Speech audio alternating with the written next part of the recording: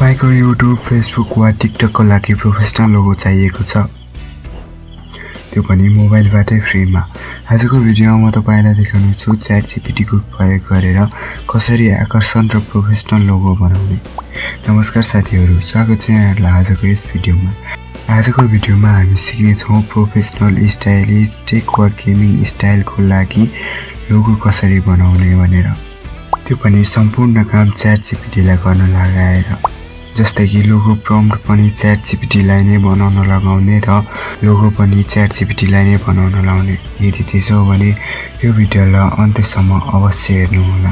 यसका लागि तपाईले सबैभन्दा पहिले आफ्नो मोबाइलमा रहेको ChatGPT ओपन गर्नु होला। यदि ChatGPT छैन भने तपाईले सजिलै प्ले स्टोर वा एप स्टोरबाट डाउनलोड गर्नु होला। डाउनलोड गरिसकेपछि तपाईले यसलाई साइन अप गर्नु होला।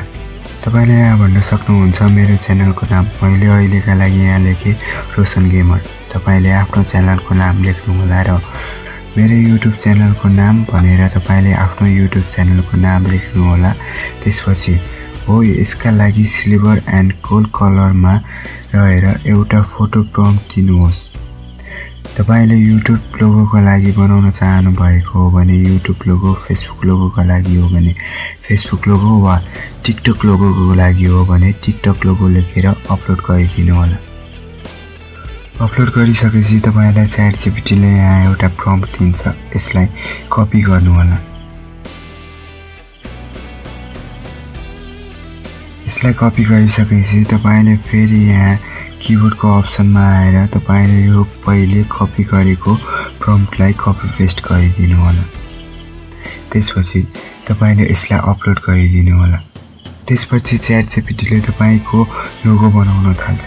यहाँ 1 देखि 2 मिनेट लाग्न सक्छ। तपाईले प्रतीक्षा गर्नु होला र फाइनली तपाईले यस्तो दुईवटा कलरको लोगो देख्न सक्नुहुन्छ। यसलाई डाउनलोड गर्नका लागि अप्सनमा क्लिक गर्नु होला।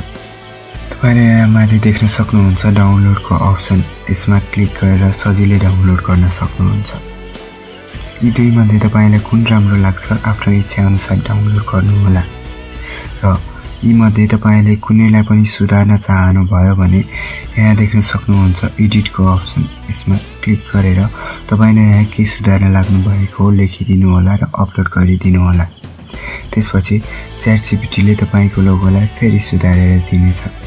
तपाईले यसलाई YouTube channel, Facebook page, Facebook profile वा TikTok अकाउन्टमा पनि राख्न सक्नुहुन्छ। कुनै पनि कपिराइट इस्यु आउँदैन यसमा। हस्त साथीहरु, आजलाई यति नै। भिडियो कस्तो लाग्यो आफ्नो फिडब्याक कमेन्टमा बताउनु होला।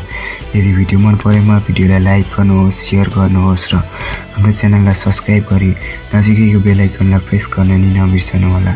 फेरि भेट्ने छौं अर्को भिडियोमा। हस्त, धन्यवाद।